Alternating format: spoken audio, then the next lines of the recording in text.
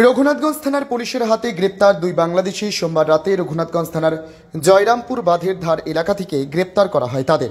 Police জানিয়েছে ধৃতদের নাম ভাইরুল ইসলাম এবং হারুন শেখ। উভয়ের বাড়ি বাংলাদেশের চাপাই নবাবগঞ্জ জেলা। পুলিশ সূত্রে জানা গেছে তারা অবৈধভাবে ভারতীয় সীমান্ত পেরিয়ে রঘুনাথগঞ্জ এলাকায় প্রবেশ করেছিলেন।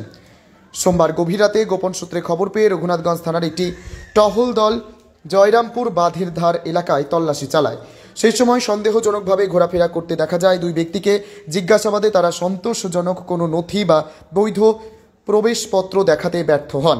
পরে তদন্তে জানা যায় তাদের বাড়ি বাংলাদেশে। পুলিশ তাদের তাৎক্ষণিকভাবে আটক করে থানায় নিয়ে যায় এবং প্রাথমিক জিজ্ঞাসাবাদ শুরু করে। কী উদ্দেশ্যে তারা সীমান্ত পেরিয়ে ভারতে এসেছেন, তাদের সঙ্গে আর কেউ যুক্ত আছে কিনা, কোনো চক্রের সঙ্গে যুক্ত কিনা, এসব দিক খতিয়ে দেখা হচ্ছে। ধৃত ভাইরুল ইসলাম ও হারুন শেখকে মঙ্গলবার আদালতে তোলা হবে।